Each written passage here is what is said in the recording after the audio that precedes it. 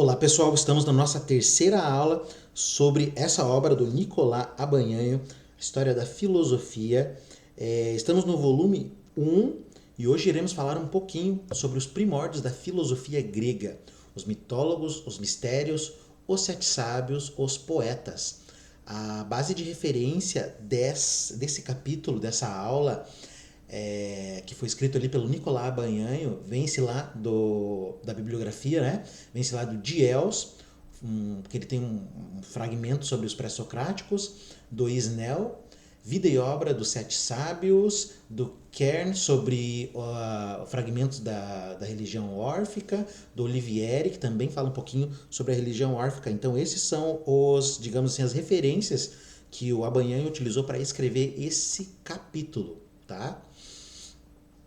Então vamos lá, vamos começar. Eu vou fazendo a leitura aqui e vou comentando com vocês as ideias, o que vai trazendo e qual a relação dessa mitologia, dos mistérios, dos sete sábios e dos poetas para o surgimento da filosofia. Os primórdios da filosofia grega devem procurar-se na própria Grécia. Nos primeiros sinais em que a filosofia como tal, isto é, como pesquisa, começa a aparecer nas cosmologias míticas dos poetas, nas doutrinas dos mistérios, nos apotegmas dos sete sábios e, sobretudo, na reflexão ético-política dos poetas. Então, de certa forma, a gente pode encontrar ali resquícios de uma filosofia dentro da obra dos mitólogos, dos poetas, dos sete sábios e também dentro da doutrina dos mistérios. Se a gente fizer uma análise dessas dimensões, dessas teorias desses autores, a gente vai conseguir encontrar ali resquícios da filosofia antiga, ou seja, todas essas foram ideias que ajudaram ao surgimento, a culminar naquilo que a gente viria a conhecer como filosofia grega. O documento da cosmologia mítica mais antigo entre os gregos é a Teogonia de Hesíodo, na qual de certo confluíram antigas tradições. Então aqui nessa cosmologia do Hesíodo, ele teria feito ali uma junção de diversas histórias, diversas lendas, diversos mitos e acabou juntando tudo isso numa obra que é conhecida como Teogonia. Essa Teogonia teria sido escrita ali por volta do século 8, século 9 antes de Cristo. A filosofia grega surge por volta do século 6, então a teogonia teria pelo menos ali uns 400 anos antes, e é justamente uma das primeiras obras que vai tratar da origem do cosmos, da origem do mundo, do universo e da origem dos próprios deuses. Então é um documento ali que vai ter características filosóficas, justamente por quê? Porque ele vai tratar da origem das coisas. Filosofia nos seus primórdios, a filosofia naturalista, busca justamente entender qual a origem do mundo, qual a origem do universo, qual a origem das coisas, do que são compostas as coisas. Na obra do Hesíodo, na verdade, nós temos uma resposta mítica. A filosofia vai tentar dar uma resposta baseada na razão. O próprio Aristóteles diz que Hesíodo foi provavelmente o primeiro a procurar um princípio das coisas quando disse: primeiro que tudo foi o caos, depois a terra de amplo seio, e o amor que sobressai entre os deuses imortais. Então Aristóteles vai falar que provavelmente ali o Hesíodo teria sido um dos primeiros autores a procurar a origem das coisas. E é daí que se origina a filosofia grega. Não diretamente das teorias e das ideias de Hesíodo, mas parece que há dentro do espírito grego uma tentativa de encontrar a origem das coisas. E parece que Hesíodo teria sido um dos primeiros autores a questionar qual a origem dessas coisas. De natureza filosófica se apresenta aqui o problema do estado originário de que as coisas saíram e da força que as produziu. Então, de certa forma, ali a resposta que Hesíodo vai dar para a pergunta qual a origem das coisas é uma resposta de cunho mítico. Lembrando mais uma vez que a filosofia busca responder as coisas de forma racional, sem apelar para a força do mito, para a crença do mito. Mas, se o problema é filosófico, a resposta é mítica. O caos ou abismo bocejante, a terra, o amor, etc., são personificados em entidades míticas, ou seja, Mais uma vez, a resposta dada por Hesíodo não é uma resposta de natureza filosófica. A pergunta é filosófica, mas a resposta é mítica. Depois de Hesíodo, o primeiro poeta de quem conhecemos a cosmologia é Ferécides de Ciros, contemporâneo de Anaximandro, nascido provavelmente por altura de 600 a 596 a.C. O Hesíodo é um poeta, mas também entra nessa categoria dos mitólogos, ou justamente aqueles autores que utilizam o mito para tentar responder os problemas e as questões existenciais ou questões de natureza filosófica. Aqui temos um outro poeta, o Ferécides de Ciros, e vamos ver que ele também levanta questões e problemas de natureza filosófica, mas a sua resposta também é mítica. Diz ele que primeiro que todas as coisas e desde sempre havia Zeus, Cronos e Quitonos. Quitonos era a terra, Cronos o tempo, Zeus o céu. Zeus, transformado em Eros, ou seja, no amor, procede à construção do mundo. Há neste mito a primeira distinção entre a matéria e a força organizadora do mundo.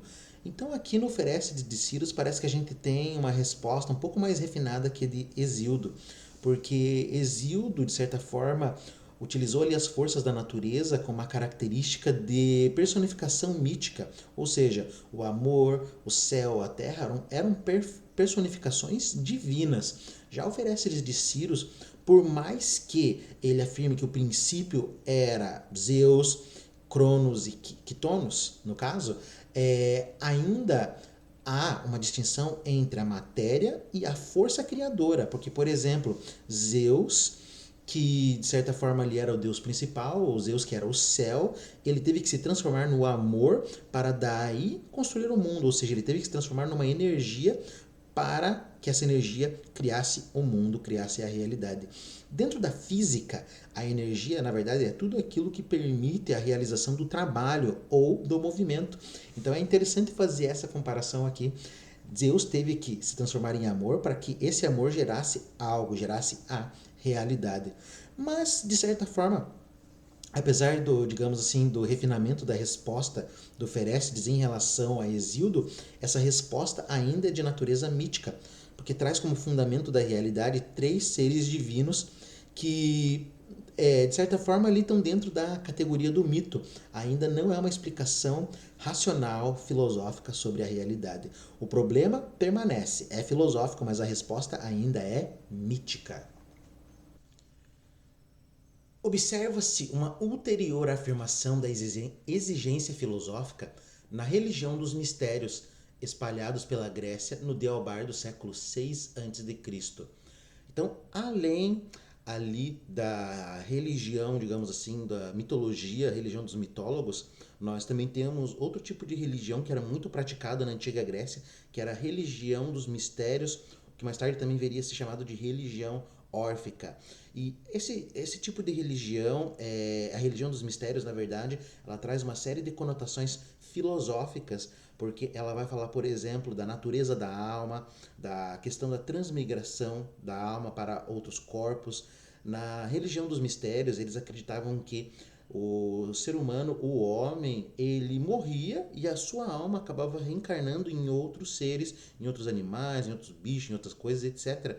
E um dos objetivos da religião dos mistérios era fazer um ritual onde um ritual, digamos assim, quase como se fosse de batismo, digamos assim, mas não apenas de batismo, era um, digamos assim, um estilo de vida que a pessoa tinha que levar, seguir uma certa espécie de regras ali, ter uma conduta regrada durante a vida, para poder escapar dessa reencarnação, digamos assim, para poder escapar dessa volta da alma para o corpo, para os corpos e por aí vai.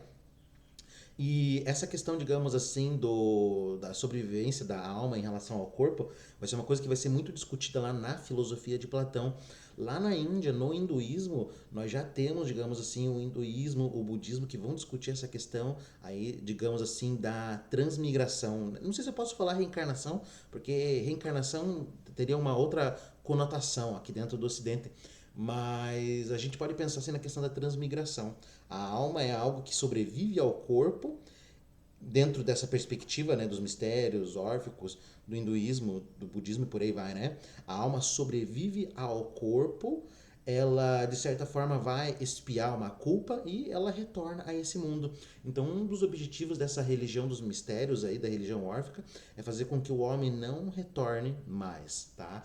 Porque vamos pensar pelo menos lá na perspectiva do hinduísmo e do budismo, o retorno para essa realidade, para esse plano, seria algo como se fosse quase um castigo. Então, o objetivo do homem é se livrar desse corpo, dessa matéria, que seria uma, digamos assim, uma espécie de prisão material. A gente vai reencontrar isso também dentro da filosofia de Platão. A gente vai ver que Platão ele vai retomar essa leitura, essa iniciação, digamos assim, das religiões dos mistérios. E era uma religião que, de certa forma, ali já traz essas questões filosóficas. A gente viu ali que com o mito, né,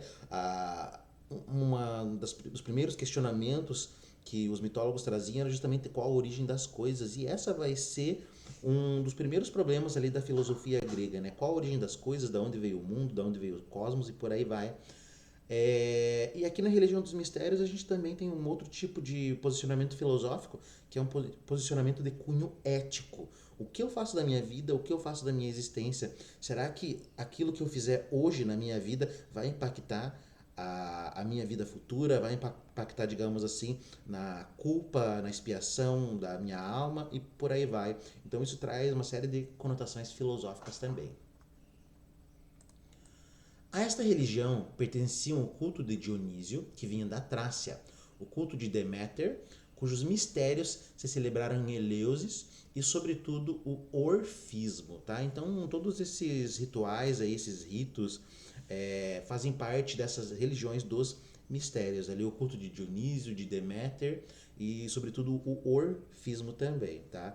Eles de certa forma levavam ali também uma dieta regrada, eles não comiam animais, eram vegetarianos. O vegetarianismo já era aplicado também lá na Índia, no hinduísmo e em diversas partes do planeta ali provavelmente, tá? Mas essa religião ele pregava que não se deveria comer carne, justamente pelo fato de que provavelmente era uma alma ali que estava encarnada num corpo de um bicho, alguma coisa e tal, e você está provavelmente tirando a possibilidade dessa pessoa de expiar a sua culpa. Então, deve-se levar uma dieta ali bem regrada, além de uma outra série de coisas também. Quando a gente estudar o Pitágoras, a gente vai ver mais detalhadamente essas regras aí, porque o Pitágoras também, de certa forma, fundou um culto ali que é muito próximo dessa perspectiva orfista. O orfismo era também dedicado ao culto de Dionísio, mas baseava numa revelação, a origem da autoridade religiosa e estava organizado em comunidades.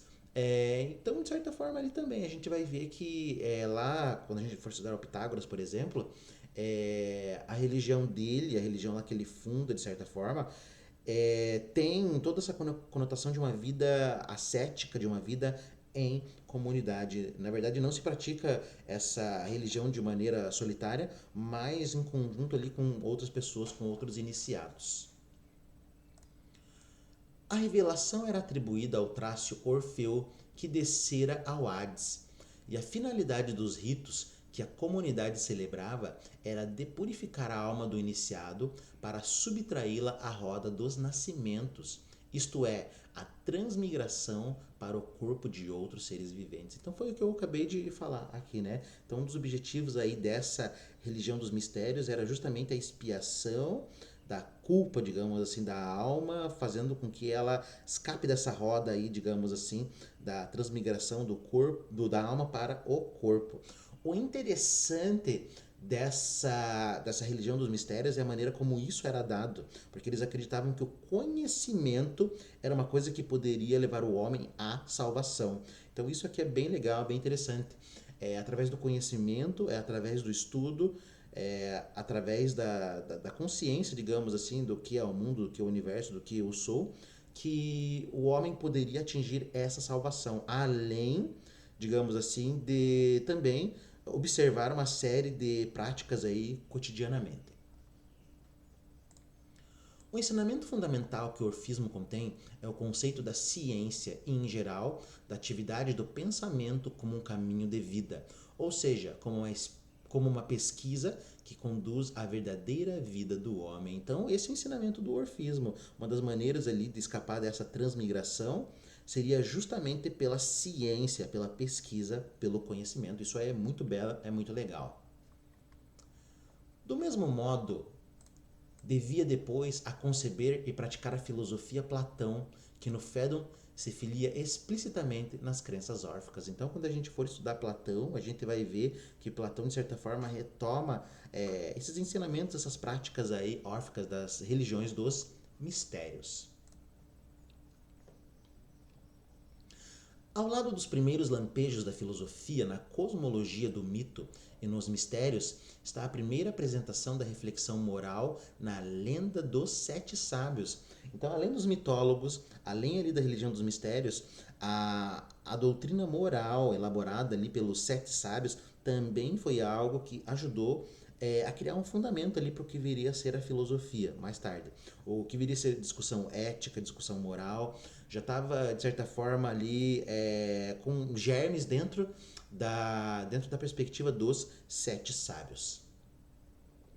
São estes diversamente enumerados pelos escritores antigos, mas 4 deles, Tales, Bias, Pítaco e Solon, estão incluídos em todas as listas. Né? Então tem-se uma série de dúvidas em relação a quem são esses 7 sábios, mas sabe-se que 4 deles ali, o Tales, o Bias, o Pítaco e o Solon, são 4 que sempre aparecem na lista dos 7 sábios. Platão, que pela primeira vez os enumerou, acrescenta a estes 4 Cleóbulo, Mison e Chilon. A eles se atribuem breves sentenças morais, de aí terem ainda sido chamados gnomas, algumas das quais se tornaram famosas. Então eles eram também famosos ali por lançar uma série de preceitos morais que eram seguidos ali, digamos assim, pelas pessoas. As pessoas sempre lembravam desses preceitos, dessas frases ali, desenvolvidas e faladas pelos 7 sábios.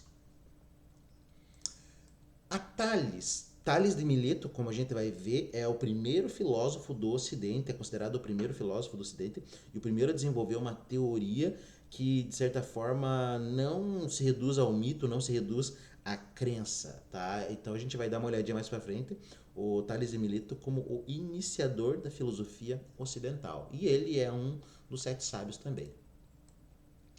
A Tales se atribui a frase conhece-te a ti mesmo.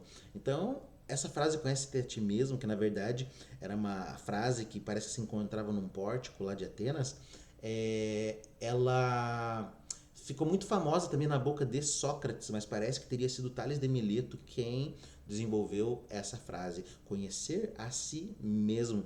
E esse é um dos preceitos que a filosofia vai levar até os dias atuais, é o conhecimento de si, o autoconhecimento daquilo que eu sou.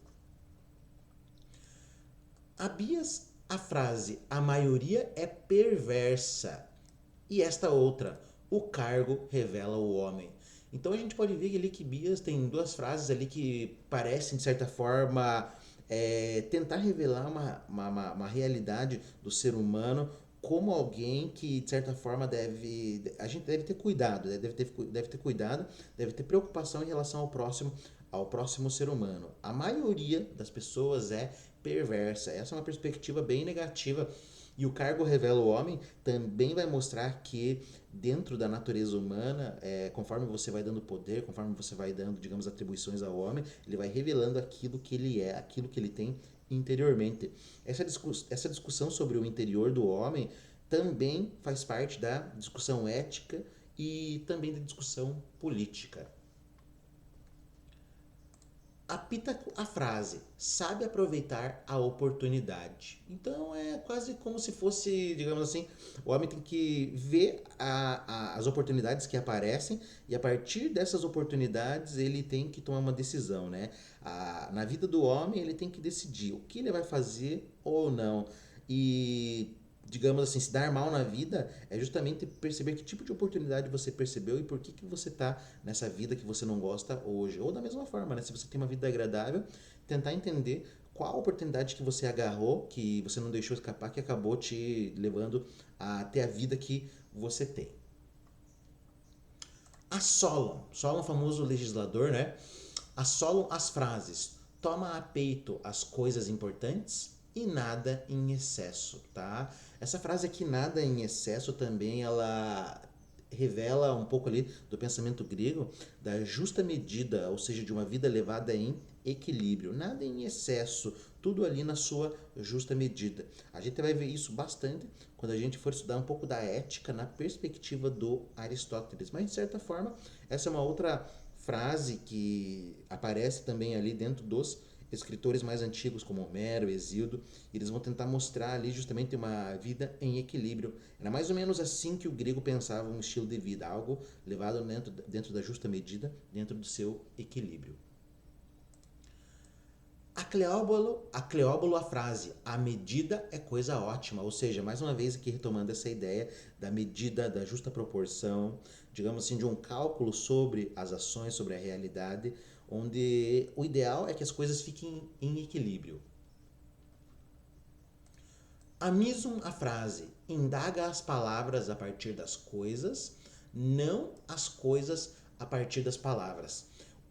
Devemos indagar as palavras a partir das coisas, ou seja, devemos olhar a realidade e a partir da realidade questionar o que foi dito sobre ela e não primeiramente olhar a realidade a partir do viés das palavras. Então, primeiro eu vou, se possível, eu analiso a realidade das coisas para daí colocar crédito ou não naquilo que me foi dito.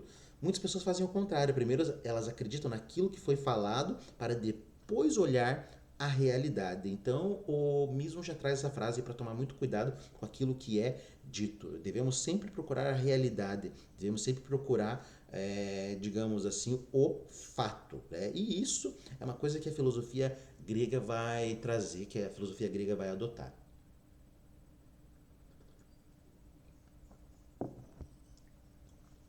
Achilam as frases: cuida de ti mesmo e não desejes o impossível. Cuida de ti mesmo, conhece-te a ti mesmo, né? Essas frases ali o conhece-te a ti mesmo eu já conhecia quando eu fui estudar filosofia pela primeira vez, uma frase bem famosa que quem começa estudando ali filosofia antiga vai se deparar uma hora ou outra, né? Principalmente estudando Sócrates. O cuida de ti mesmo, eu só fui encontrar assim, né? Essa frase assim que me chamou a atenção quando eu fui ler mais para frente durante a minha vida a obra do Foucault, que ele vai ter uma série de obras ali dentro de um período que ele vai escrever mais sobre o pensamento grego, o pensamento antigo, que ele vai falar um pouco ali do cuidado de si. E o Shillong já traz essas frases, então cuida de ti mesmo, né? Acho que a gente pode tentar pensar numa diferença do conhece-te a ti mesmo e o cuida de ti mesmo. Uma coisa é você conhecer a si mesmo, conhecer a si próprio, e outra coisa é você ter uma prática, ter uma ação para efetivamente cuidar de si. Eu sei, eu tenho conhecimento do que é bom e ruim para minha saúde, mas cuidar de mim não é apenas ter o conhecimento, e sim fazer alguma coisa na prática para não, digamos assim, prejudicar aquilo que eu sou. Outra frase importante atribuída a ele também é: não desejes o impossível.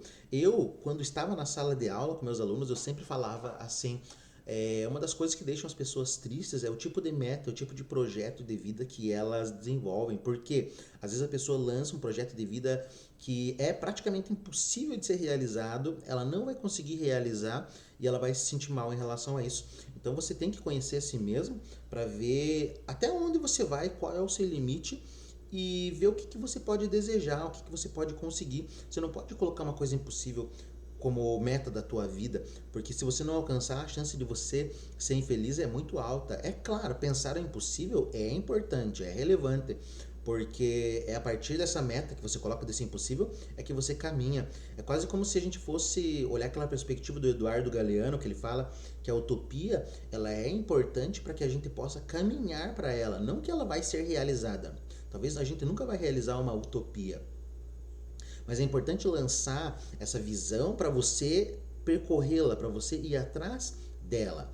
Da mesma forma, talvez pensar o impossível seja importante para você correr atrás desse impossível. Mas ficando feliz com a caminhada, com o trajeto. Talvez se você não realizar aquilo que você se propôs, se você não realizar aquele impossível, você tem que perceber o tanto de coisa maravilhosa que você construiu dentro do teu caminho, tá? Então acho que, pra mim, pelo menos, o que eu penso que talvez não seja interessante pensar o impossível, mas pensar dentro daquilo que eu sou, dentro das minhas aptidões, das minhas competências, das minhas habilidades. Como se vê? Estas frases são todas de natureza prática ou moral e demonstram que a primeira reflexão filosófica na Grécia foi direta à sageza da vida mais do que a pura contemplação, ao contrário do que preferiam Aristóteles. Então, todas essas frases aí mostram que ali, na verdade, a preocupação grega estava voltada para uma prática, estava voltada ali para o dia a dia, e a filosofia mais tarde vai trazer essas ideias todas retomadas ali pela contemplação, porque a filosofia mais tarde vai questionar o que é cuidar de mim, o que é conhecer a mim mesmo, por que a maioria é perversa, e a partir disso ela cria toda uma contemplação, toda uma série de ideias tratando da natureza do homem, da conduta ética, dos valores morais e por aí vai. Mas esses sete sábios são autores que vão ajudar, digamos assim, no fomento daquilo que viria a ser a filosofia grega. Estas frases preludiam uma verdadeira e peculiar investigação sobre a conduta do homem no mundo, ou seja, a filosofia grega, ali ela vai tratar da natureza, da física, da química, da biologia, não com esses nomes, porque nós não temos física, química, biologia, porque tudo na verdade faz parte de uma filosofia natural. Mas o que eu estou querendo dizer é que a filosofia tem preocupações científicas ali nos seus primórdios, mas ao mesmo tempo vai ter também preocupações éticas, preocupações linguísticas, preocupações políticas, preocupações religiosas, preocupações estéticas e por aí vai. Mas a reflexão ali dos sete sábios, essas frases, essas máximas, elas já ajudam a gente a entender mais ou menos ali da onde que a filosofia partiu. A filosofia não parte do nada, mas há todo um fomento ali para que ela possa ser originada. E não é por acaso que o primeiro dos sete sábios, Tales, é ainda considerado o primeiro autêntico representante da filosofia grega, né? Então, como eu já falei para vocês, o Tales de Mileto é considerado o primeiro filósofo grego. E, consequentemente, o primeiro filósofo do Ocidente.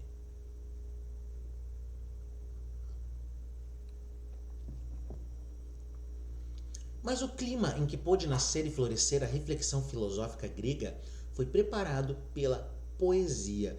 Então, além dos mitólogos, além do mito, além da doutrina dos sete sábios, além da religião dos mistérios, a gente tem também a poesia como algo que vai preparar, digamos ali, a reflexão filosófica. Vamos ver o que a poesia vai trazer de contribuição. De certa forma, quando a gente fala lá da Teogonia de Hesíodo, a Teogonia de Hesíodo é escrito de forma poética. E por si só, a poesia é um estilo de literatura, é um estilo de escrita, e a maneira como se escreve também é a maneira como se pensa, a maneira como se filosofa. Alguns filósofos vão escrever em forma de poesia, outros vão escrever em forma de tratado, outros vão escrever em forma de literatura, de ficção, outros não vão escrever, outros vão conversar, outros vão desenhar, outros vão pintar, e por aí vai. Mas vamos ver como que a poesia ela ajuda ali no surgimento, no preparo da filosofia grega. A reflexão moral dos poetas, que elaborou na Grécia conceitos fundamentais que deveriam servir aos filósofos para a interpretação do mundo. A reflexão desses poetas, ela vai ajudar de certa forma o filósofo a olhar o mundo de uma maneira diferente. Por quê? Logicamente, só existe um planeta Terra, mas a maneira como nós olhamos esse planeta torna ele diferente da perspectiva de outras pessoas. Existem bilhões de pessoas, ou seja, existem bilhões de perspectivas sobre o mundo, sobre a realidade, sobre o nosso próprio planeta. Então, essa reflexão que os poetas trouxeram ajudaram os filósofos a olhar o mundo de uma maneira mais profunda. O conceito de uma lei que dá unidade ao mundo humano encontra-se pela primeira vez em Homero. E isso aqui é muito interessante, porque Porque dentro do Homero, ali, o Homero é um dos primeiros escritores do Ocidente. Ele vai ter ali a Ilíada, a Odisseia, que são obras muito famosas, clássicos, que vale a pena você ler, vale a pena você dar uma olhada. O Homero já vai mostrar ali, através, digamos assim, dos contos, da história, de que existe uma lei universal e que essa lei rege tanto a natureza quanto a vida do homem. Ou seja, de certa maneira, o Homero consegue fazer uma abstração de algo que é universal, que é uma lei que vai reger a vida tanto natural quanto humana, né? E por aí vai. E isso ajuda os filósofos a perceber que talvez existam coisas que vão guiar a existência, a realidade. Existem leis, existem princípios universais que vão, de certa forma, fazer parte ali do cosmos, do universo, que vão dar sentido, que vão ordenar o caos, que vão colocar ordem, digamos assim, na maneira como as coisas se comportam e por aí vai. Então os poetas ajudam, em especial, o filósofo a ver que existe algo nesse mundo que deve ser estudado, que deve ser buscado, tá? Interessante, quero fazer um comentário aqui, porque eu já havia lido que dentro da Bíblia, principalmente lá no Antigo Testamento, uma das grandes conquistas do Antigo Testamento também foi a ideia de um Deus único, de um Deus que rege tanto a natureza, a realidade, quanto a conduta humana, que de certa forma a gente pode fazer uma comparação com essa lei, tá? É claro que dentro do cristianismo, dentro do judaísmo e por aí vai, é Deus quem cria a lei. Aqui a gente parte de uma outra ideia, é quase como se a lei fosse algo que já preexistisse toda a realidade. Primeiro a lei e depois todo o resto. Mas é interessante fazer essa comparação também porque é necessário um grau de abstração muito grande para conseguir unir o que acontece no mundo, o que acontece na natureza e relacionar isso com a conduta do homem, a conduta ética, política, moral do ser humano. Eu tenho formação em física também e uma das grandes contribuições, por exemplo lá do Isaac Newton para a física foi que ele conseguiu unir ali as descobertas de Galileu com as descobertas de Kepler, né? O Kepler tinha elaborado ali uma física sobre a órbita dos planetas, né, uma física celeste, enquanto o Galileu estava desenvolvendo ali experimentos sobre, digamos assim, a queda dos corpos. Ele estava interessado mais ali no plano terrestre. E uma das grandes contribuições de Newton foi ter criado a ideia de gravitação, a ideia da gravidade, a lei da inércia, a segunda lei, que é a força igual a massa vezes a aceleração, etc. E essa criação do Newton conseguiu unificar tanto a física do Galileu quanto a física do Kepler. Ele conseguiu mostrar em uma lei, uma série de ideias ali, como essas físicas estão relacionadas. E essa é uma das grandes contribuições do Newton. Hoje em dia nós temos, por exemplo, a física relativista, física elaborada ali pelo Einstein, e a mecânica quântica também. Um dos objetivos dos físicos atuais é unir essas duas teorias, é parecer uma teoria unificada. A teoria das cordas hoje é uma teoria que vai de encontro à tentativa de unir tanto a teoria de Einstein quanto a teoria da mecânica quântica. Mas por que eu estou falando disso aqui? Porque esses poetas da antiguidade, ali como Homero, eles mais ou menos fizeram isso quando eles procuraram unir os fenômenos naturais com os fenômenos humanos, criando uma lei, uma ideia, uma ordem, e é isso que o filósofo vai estudar. O filósofo está interessado nessa lei, nessa regra e nessa ordem.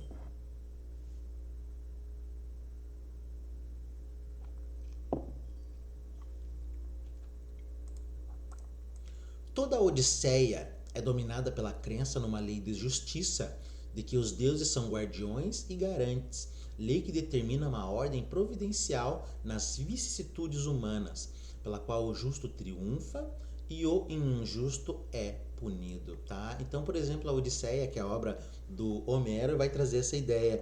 Por mais que o Odisseu ali ele esteja passando por maus bocados, né? Porque ele tenta voltar para casa depois ali da Guerra de Troia, mas ele não consegue. Mas isso se deve justamente a uma atitude que ele teve, onde ele, de certa forma,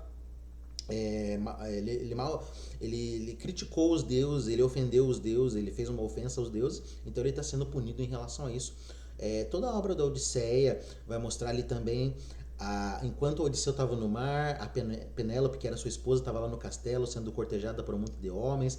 Tinha um monte de vagabundo lá no castelo dele, fazendo um monte de coisa, comendo a comida dele, gastando o dinheiro do Odisseu, enquanto o Odisseu estava ali perdido no mar. E mais tarde, quando o Odisseu vai lá e triunfa, né? Ó, tô dando spoiler, né? Spoilers. Quando o Odisseu triunfa, isso vai mostrar justamente que existe uma lei justa. Aquilo que um injusto faz, ele vai pagar. O injusto não pode prevalecer. Toda aquela maldade que aqueles homens fizeram lá no castelo do Odisseu, todos eles vão pagar. Eles vão ser castigados justamente por suas atitudes. O Odisseu, ele vai expiar sua culpa de ter falado ali mal dos deuses, ofendido os deuses, e vai refletir sobre todo esse caminho, esses anos que ele fica no mar, sobre aquilo que ele acabou fazendo. E depois, né, quando ele expia a culpa, ele consegue ter o prêmio, digamos assim. Ele consegue se dar bem. Por quê? Porque na verdade ele conseguiu expiar a sua culpa. Então, isso mostra que existe uma lei, uma regra, uma justiça universal, onde o injusto vai ser punido e o justo vai ser recompensado. Por mais que a gente não veja isso no mundo real, que quando eu olho o dia a dia só vejo gente se ferrando e vejo só gente ruim se dando bem, é isso que as pessoas veem, né? Para esses autores, para esses poetas, para esses filósofos, existe alguma coisa que vai justamente equilibrar, vai colocar em equilíbrio essa ideia aí da justiça, tá? Bem interessante. Em Hesíodo, esta lei vem personificada na Dique, filha de Zeus, que tem assento junto do pai e vigia para que sejam punidos os homens que praticam a injustiça. Então essa questão da lei aí, ela vai aparecer em Hesíodo, que é um outro poeta, como uma personificação de um deus ali, de uma deusa que é filha de Zeus. A justiça é a própria filha de Zeus que vai condenar, que vai julgar os homens. A filosofia, obviamente, não vai considerar a justiça como uma personificação de uma divindade, porque a filosofia, obviamente, ela vai tentar uma explicação racional, saindo daquilo que o mito, de certa forma, tenta explicar com a crença. Filosofia, ela vai mostrar ali através, principalmente da doutrina do direito, da doutrina moral, como que essa justiça ela é aplicada dentro da sociedade. Por que existe direito? Por que tem direito trabalhista, constitucional, previdenciário, direito tributário? O direito é uma das tentativas, de certa forma, de equilibrar as ações do homem. Porque, pelo menos dentro das regras do direito, vamos pensar, por exemplo, lá no direito trabalhista, não há uma relação, digamos assim, igual entre o patrão e o empregado. Isso é óbvio, tá? O patrão, pelo fato de ter o dinheiro, de ter o poder, de ter os meios de produção, ele é superior ao empregado, ao trabalhador. Então, para que existe o direito do trabalho? Para equilibrar essas forças, para que o empregado esteja no mesmo nível de direitos ali, de posição, de certa forma, que o patrão. O patrão pode ter o dinheiro, mas o empregado tem os seus direitos, e a partir do direito a gente consegue equilibrar essa balança, tá? Então, nesses poetas, a lei aparece na forma de um deus, de uma personificação de uma deusa. Nas outras mitologias também a gente vai encontrar que a justiça aparece na forma de um bicho, de um animal, de uma pessoa e por aí vai. Mas a filosofia vai mostrar como que essa ideia de justiça e injustiça vai aparecer dentro da sociedade, e a filosofia vai tentar mostrar isso de forma racional. A infração a esta lei aparece no mesmo Hesíodo como arrogância, devida ao desenfreamento das paixões e, em geral, às forças irracionais. A infração à lei dada pela justiça, ele vai chamar isso de arrogância. Então, arrogância é o fato de você justamente ferir essas leis, ferir essas regras. E por que uma pessoa faz isso? Por que uma pessoa desobedece? Por que uma pessoa infringe essas leis? Justamente por causa das paixões, dos sentimentos, da sua força irracional. E é isso que Platão vai condenar em relação aos sentimentos. Platão vai criticar bastante a arte, um certo tipo de arte, na verdade, que desenvolve essas paixões, esses sentimentos, porque para Platão assim como para a grande maioria dos filósofos do Ocidente, a razão deve controlar as emoções. Só mais tarde a gente vai ver autores que vão mostrar que os sentimentos são algo que não pode ser controlado ali pela razão, né? A gente vai ver principalmente ali no romantismo, depois a gente vai ver no Nietzsche, e hoje em dia tem bastante gente que vai mostrar que a razão não pode controlar esses sentimentos, essas emoções. Hoje no campo da arte a gente também tem essa ideia, a razão ela não pode, ela pode até colocar um freio nos sentimentos, mas ela não vai conseguir explicar os sentimentos, e às vezes o sentimento é algo muito maior que a própria razão. Assim o qualifica o próprio Hesíodo, na sua obra Os Trabalhos dos Dias, e ainda o Arquíloco, Minermo e Teógenes, tá? Então são autores ali que também vão mostrar que é justamente essas paixões, essas forças irracionais que fazem com que o homem infrinja essa lei. E a filosofia vai se questionar realmente por que o homem é mau, por que o homem não obedece às leis da sociedade. Então a filosofia vai tentar encontrar uma resposta, e aqui a gente adentra no campo da ética, da moral, no campo da religião e também no campo da psicologia, tá? Também no campo da sociologia, se a gente for analisar por que o homem desobedece às leis, desobedece às regras, o que faz, o que motiva o homem, né? Dentro de um diálogo sociológico famoso, né? O bandido, ele tem culpa de ser o que é, ou é a sociedade que o torna bandido, tá? Então, dentro da sociologia, a gente vai ter toda essa discussão, tá? Por que o homem infringe a lei? Por que o homem não consegue ser bonzinho, tá? A filosofia vai falar disso.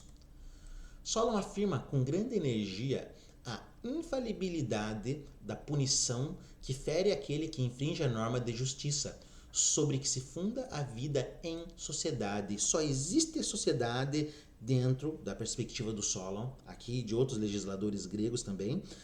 Só existe sociedade porque existe justiça. Sem essa ideia de justiça, sem esse valor, não pode existir sociedade. Mas o que acontece com quem não age de maneira justa? Quem não age de maneira justa vai pagar, vai sofrer uma punição. Pode não ser em vida, pode ser mais tarde, tá? Então a filosofia também vai tratar dessas questões. Ainda quando o culpado se subtrai à punição, esta atinge infalivelmente os seus descendentes. Tá? Então os gregos já tinham essa ideia ali através dos poetas, através dos legisladores, que mesmo que uma pessoa faça um erro, faça algo errado e ela escape dessa punição, a gente não percebeu que ela fez o erro, provavelmente os seus descendentes vão pagar. A gente observa isso lá na obra do Ésquilo, né? Na obra lá do Édipo, por exemplo, o Édipo, a sua geração, a sua prole maldita, que tudo aquilo que o Édipo faz vai se espalhar, digamos assim, para os seus filhos. Os filhos do Édipo também vão pagar pelos crimes cometidos pelo pai. E a gente vai ver dentro da história da mitologia grega uma série de histórias onde essas coisas se repetem. E vamos um pouquinho mais agora puxar a sardinha para o nosso lado, dentro da perspectiva cristã. Por que o homem precisa de Deus? O homem precisa de Deus porque ele precisa expiar uma culpa originária. A queda de Adão, lá no Jardim do Éden, representa a queda da humanidade. Eu, William, nunca fiz nada de errado, eu sou bonzinho, eu sou um cara bem tranquilo. Mas, por causa da queda de Adão, eu também carrego uma culpa, e somente através, sei lá, das minhas ações, das minhas obras e do perdão de Deus eu vou poder expiar essa culpa. Então, veja, a ideia da culpa aparece aqui no Ocidente como algo que vai se espalhar por nossas gerações. Não importa o homem que nasce, ele já nasce em pecado, tá? Pelo menos isso na perspectiva religiosa, e a gente percebe que na perspectiva grega não é muito diferente, tá? Embora o homem não nasça culpado, mas se meu pai fez algo errado e meu pai não foi punido, essa punição provavelmente vai cair em mim ou nos meus descendentes, tá? Isso é justo? Se a gente for parar pra pensar, não, né? Por que eu vou ter que pagar por uma coisa que meu pai e meu avô fez de errado? Mas, segundo uma lei universal, segundo uma ideia de justiça universal, as coisas não podem ficar em desequilíbrio. Se um mal foi cometido, esse mal tem que ser pago de alguma forma, tá? Dentro das culturas orientais, a gente também vai encontrar essa ideia, principalmente lá no hinduísmo, no budismo, com a ideia de karma, como algo que você vai gerando ali conforme a tua existência, e isso vai pesar na hora de você voltar para esse plano ou não depois da morte, e por aí vai, tá? O budista, de certa forma, vai tentar justamente uma forma de não voltar para esse plano. Existem diversas correntes do budismo ali, o budismo Hinayana, o budismo Mahayana, que vão justamente mostrar que o Buda é aquele que, de certa forma, ele, após, digamos assim, a sua existência aqui nesse plano terreno, ele pode ter a opção de voltar para esse plano para ajudar as pessoas, ou ele pode, digamos assim, se extinguir, certo? Mas isso é uma outra história. Dentro lá da filosofia japonesa, vamos pegar o pensamento dos samurais, eles acreditavam muito na questão do nome familiar.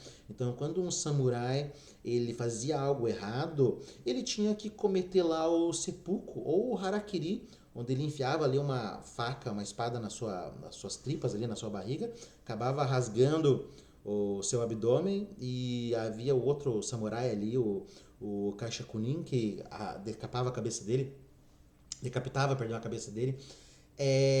E justamente por que ele fazia isso? Porque era um ato de honra ele espiar uma culpa, algo que ele fez de errado. Se ele não fizesse isso, todo o nome da sua família seria manchado, dos seus filhos, dos seus netos. Seu filho, seu neto ia sair com aquele sobrenome, eles iam falar, ele é filho daquele samurai que fez algo errado, e por aí vai. Então o nome é uma coisa muito importante, tá? Da mesma forma que se o homem não espia a sua culpa, alguém vai ter que pagar por isso, tá? A aparente desordem das vicissitudes humanas, pela qual a moira ou fortuna parece ferir os inocentes, justifica-se, segundo Solon, pela necessidade de conter dentro dos justos limites os desejos humanos descomedidos e de afastar o homem de qualquer excesso. Ou seja, eles já se questionavam naquela época por que as pessoas boas só se ferram. Por que aquela mulher que é tão boazinha, aquele cara que é tão boazinho, tiveram uma vida tão triste, uma vida tão sofrida? E por que a pessoa que aparentemente é ruim se deu bem? Então eles já explicam isso, mostrando que provavelmente esses inocentes estão sofrendo para expiar alguma culpa ou alguma coisa que foi feita no passado. Talvez por eles, ou talvez por seus ascendentes, digamos assim, tá? Talvez seus pais, seus vós, seu tio, alguém da família fez alguma coisa e eles estão pagando por isso aí. Isso justificaria por que esses inocentes pagam, tá? É claro que isso é uma perspectiva voltada ali dentro dos poetas, dentro do mito e tal. A filosofia vai tentar outros tipos de resposta para tentar entender o que é essa justiça, o que é essa injustiça. De maneira que a lei de justiça é também norma de medida, e só não exprime num fragmento famoso a convicção moral mais enraizada nos gregos. A coisa mais difícil de todas é captar a invisível medida da sageza, a única que traz em si os limites de todas as coisas. Então, essa questão de observar uma lei universal, uma lei de justiça, é algo que vai justamente servir para o homem levar a sua conduta, levar, digamos assim, o seu estilo de vida, porque ele tem que ser capaz de observar essa medida, ele tem que ser capaz de observar que aquela ação que ele comete, ela vai ter um determinado efeito, e a partir disso ele tem que evitar os excessos. Tem que evitar tudo aquilo que, de certa forma, pode prejudicar a sua vida e prejudicar a vida dos seus próximos, daqueles que ele ama, tá? Então, há uma ordem universal, por mais que ela não seja vista, mas ela tem que ser respeitada.